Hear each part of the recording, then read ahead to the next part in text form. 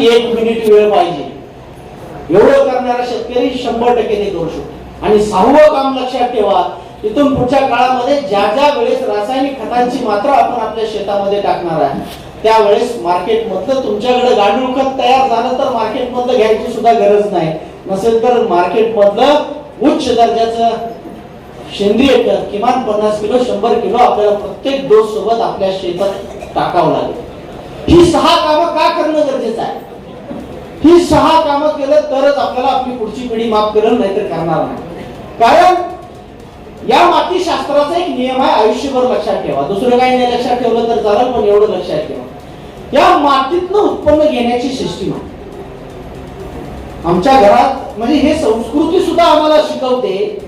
आमच्या घरात एखादा पाहुणा टॉवेल टोपी घेऊन आला तर आमची आई आज सुद्धा त्या पाहुण्याला परत टॉवेल टोपी देते. म्हणजे देवाणघेवाण सिस्टीम ही खूप जुनी सिस्टीम आहे. पण मागच्या 10-15 वर्षामध्ये उत्पादन वाढीच्या स्पर्धेमध्ये ज्ञान नसताना जी उत्पादन वाढीची स्पर्धा लागली, या फक्त मातीचं उत्पादन काढायचं एवढंच आमच्या डोक्यात आहे. कांड खावलं की प्रत्येक शेतकऱ्याला वाटतं मला 100 टन आलं पाहिजे. आणि त्या मातीला सुद्धा आपण देणं लागतो. म्हणून या माती शास्त्राचा नियम आहे, जितकं उत्पन्न आपण या मातीतून काढतो, हे वाक्य लक्षात ठेवा, जितकं उत्पन्न आपण या मातीतून काढतो त्याच्या किमान 1/3 भाग आपण या मातीला देणं लागतो. ही आपली नैतिक जबाबदारी आहे. जर आम्ही 100 टन उत्पादन काढत असेल तर किमान 33 टन या मातीला आपण परत काहीतरी दिलं पाहिजे. आणि हे देण्याचं माध्यम म्हणजे मी सांगितलेले 6 मुद्दे.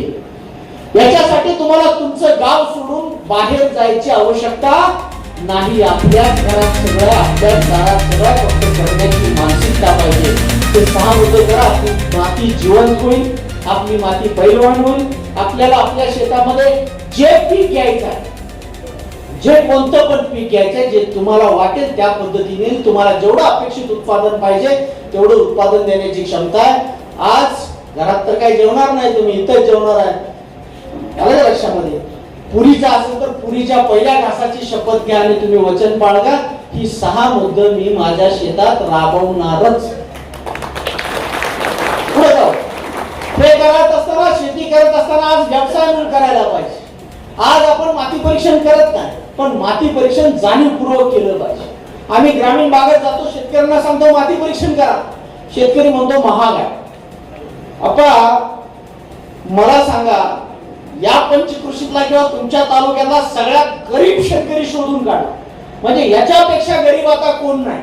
शेवटचा गरीब, त्याच्या घरात किमान 4 मोबाईल फोन आहेत. त्याच्या घरात किमान 4 मोबाईल फोन आहेत.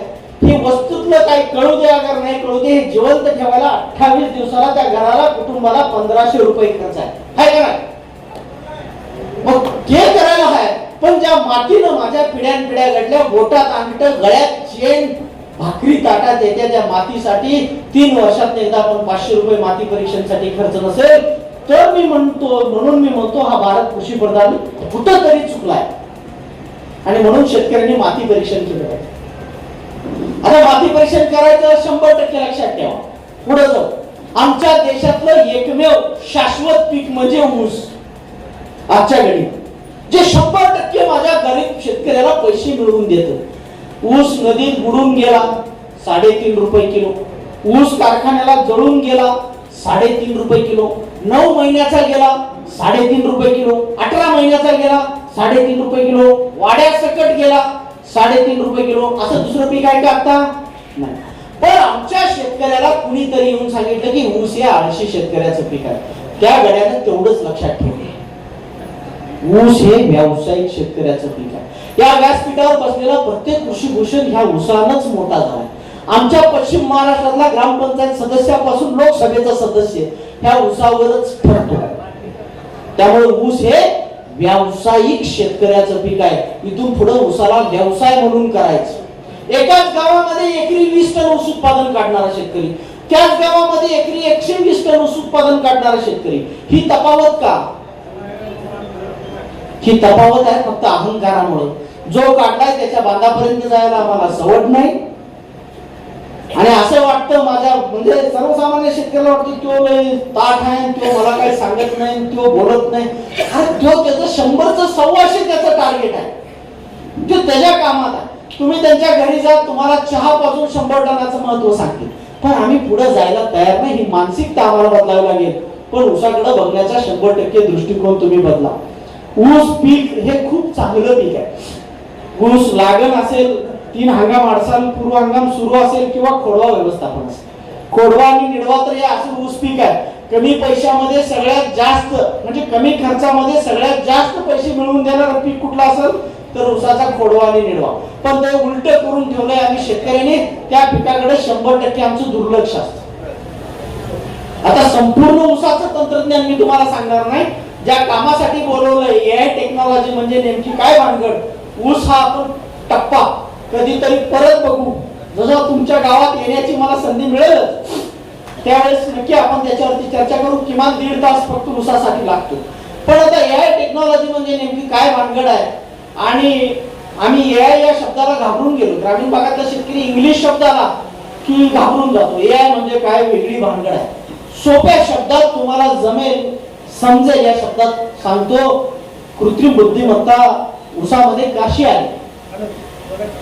ऍग्रीकल्चर डेव्हलपमेंट ट्रस्ट कृषी विज्ञान केंद्र बारामतीने जगामध्ये पहिला प्रयोग केला ऊसामध्ये की बाबा ऊसामध्ये आर्टिफिशियल इंटेलिजन्स टेक्नॉलॉजी आणायचं म्हणजे कृत्रिम बुद्धिमत्ता आणायचं.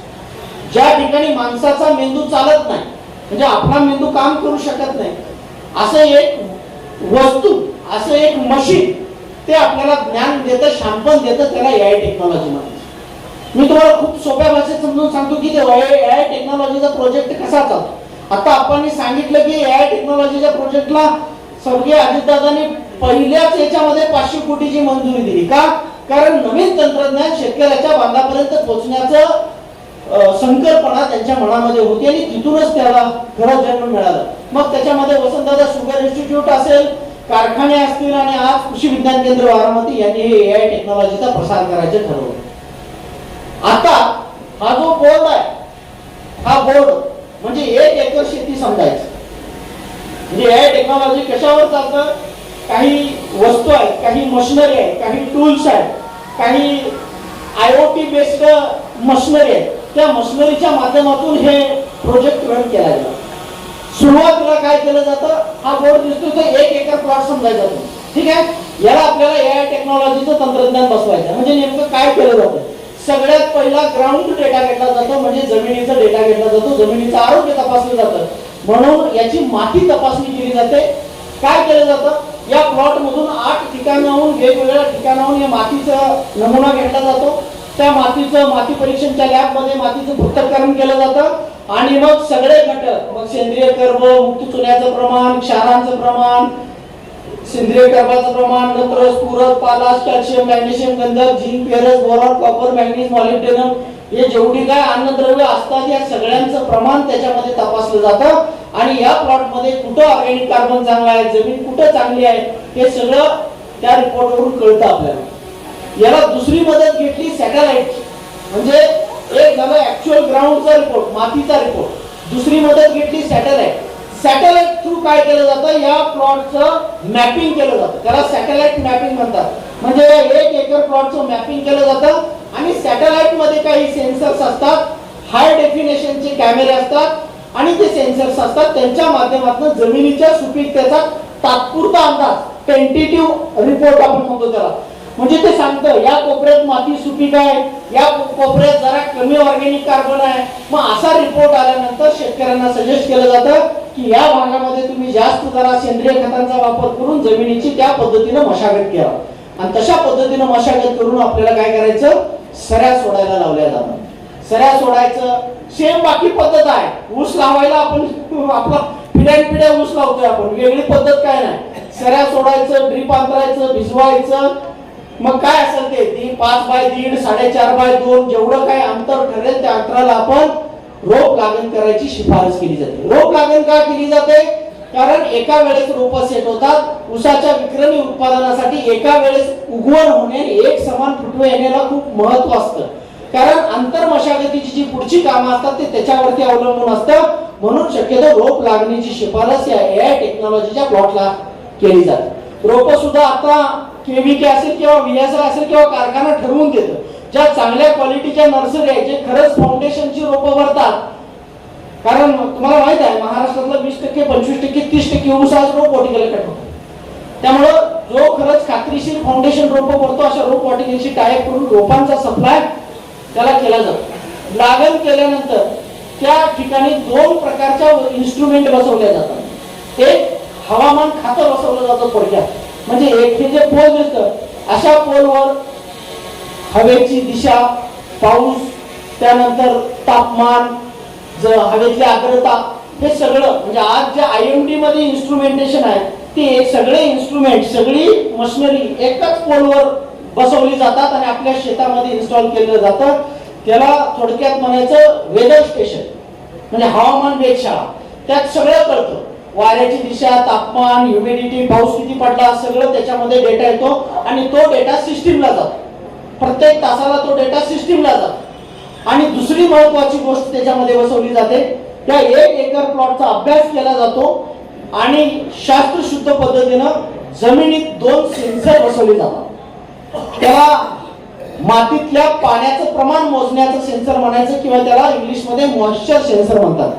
ते 2 पद्धतीचे असतात. एक असतं 7 इंचाला आणि दुसरं बसवलं जातं 9 इंचाला. म्हणजे एकाच मशीन मध्ये 2 सेन्सर असतात किंवा 2 वेगवेगळ्या कंपन्यांचं आहे तसं बसवलं जातं. असं का? कारण आपल्याला माहिती आहे कधी कधी कमी वेळेमध्ये जर जास्त पर्जन्यमान झालं, म्हणजे जास्त पाऊस झाला तर पाणी वाहून जातं. आपल्याला वाटतं पाऊस लय पडलाय, ते पाऊस जमिनीत गेलेला नसतो, वाहून जातो. म्हणून 7 इंचाचं पाण्याचं प्रमाण किती आहे आणि 14 इंचाचं मॉइश्चरचं प्रमाण किती आहे हे अंदाज त्याचं दोघांचं बॅलन्स करून प्रत्येक तासाला ते असं वेव्हलेंथ सोडतं जमिनीमध्ये आणि प्रत्येक तासाला ते आपल्याला जमिनीतल्या पाण्याचं प्रमाण सांगतं. ह्या आर्टिफिशियल इंटेलिजन्स टेक्नॉलॉजीतलं सगळ्यात महत्वाचं उपकरण कुठलं असेल तर जमिनीतल्या पाण्याचं सेन्सर. ते कसं बसवलं जातं? एका एकरामध्ये एकच बसवलं जातं. आलं का लक्षामध्ये? त्याच्यासाठी ड्रीप इरिगेशन सगळ्यात महत्वाचं आहे. आता आमच्याकडे सगळ्यात मोठा प्रॉब्लेम काय आहे, कुठलंही तंत्रज्ञान आलं तर त्याचा आपण खूप लवकर कार्यक्रम करतो. पाणी कमी वापरावं म्हणून ड्रीप संशोधन केलं, म्हणजे ड्रीप तंत्रज्ञान आमच्याकडे. पण आत्ताचा सर्वे, आत्ताचा डेटा असा सांगतो की पाट पाणीवाला शेतकरी जितकं पाणी पाजतो त्याच्यापेक्षा 1.5 पट जास्त ठिबकवाला पाणी पाजतो. कारण ठिबकचं पाणी आमच्या शेतकऱ्याच्या डोळ्याला दिसत नाही, त्यामुळे मोटर चालूच असते, आमची दररोज चालूच असते. आणि म्हणून आमच्या जमिनीमध्ये वापसा कंडिशन राहत नाही आणि वापसा राहत नसल्यामुळं पिकाची वाढच होत नाही. आणि ड्रीप बसवत असताना ड्रीप हे प्रेशराइज्ड इरिगेशन सिस्टीम आहे, म्हणजे पहिल्या ड्रिपरला पडणारं पाणी आणि शेवटच्या ड्रिपरला पडणारं पाणी हे एकसारखं पडायचं असतं. आम्ही काय केलं, पहिल्या वर्षी जैन बसवतो, दुसऱ्या वर्षी पेप्सी, म्हणजे 4 पाईप जैनच्या, 4 मेटाफिमच्या आणि 4 पेप्सी, प्रत्येक ठिकाणी पाणी वेगळं वेगळं. असं चालत नाही. ही प्रेशराइज्ड इरिगेशन सिस्टीम आहे. त्या कंपन्यांनी त्याच्यासाठी इंजिनियर नेमले, त्या इंजिनियर कडून आखणी करावं लागेल आणि तेच ड्रीप इरिगेशन असेल, म्हणजे प्रत्येक थेंबाला, प्रत्येक ड्रिपरला एकसारखं पाणी पडलं तरच संपूर्ण 1 एकरचं नियोजन कळतं. कारण मशीन एका ठिकाणी बसवलंय, ते पूर्ण 1 एकरचं तुम्हाला पाण्याचं प्रमाण सांगणार आहे. नाहीतर जिथं मशीन बसवलंय तिथला ड्रिपर चालू आणि बाकीचे ड्रिपर बंद, तुमचा प्लॉट वाळून जाईल. म्हणजे सगळ्यात महत्वाची गोष्ट लक्षात घ्या, ड्रीप हे एकदम आधुनिक पद्धतीचं आणि प्रेशराइज्ड इरिगेशन सिस्टीम असलेलं, त्यामुळे योग्य पद्धतीचं असणं गरजेचं आहे. यानुसार मग खताचा शेड्यूल बनवला जातो.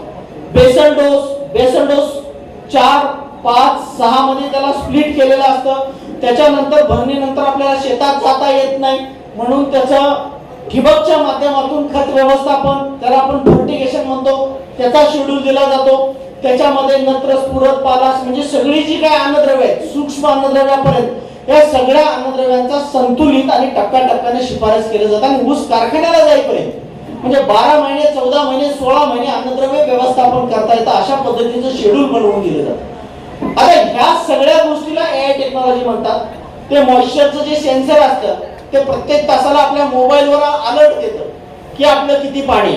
आपण जसं पेट्रोलच्या टाकीमध्ये पेट्रोल भरल्यानंतर काटा असा होतो, बरोबर आहे, जर जसं वापर होतो तसा काटा असा असा असा होत येतो. जिथं आपल्याला कमी वाटतं म्हणजे त्याला काय म्हणतो आपण, कशावर लागते, रिझर्व म्हणजे काय, आता पेट्रोल भरा हा संदेश असतो. आम्ही पळवतो रिझर्वच्या खाली, तो भाग वेगळा. पण रिझर्वला आलं म्हणजे गाडी संकेत देते की परत पेट्रोल भरायला काटा असा. सेम आपल्या जमिनीमध्ये एकदा पाणी दिलं आपण तर ते इन्स्ट्रुमेंट एवढं भारी सांगतं 3 तास 2 तास 1 तास 58 मिनिटं एवढं पाणी पाजा, इतकं मायनर सांगतं. ते झालं की ज्या वेळेस परत पाणी कमी येईल परत तुम्हाला मेसेज येईल आता पाण्याची गरज आहे, तुम्ही एवढं लिटर पाणी पाजा किंवा एवढं मिनिट मोटर चालू ठेवा.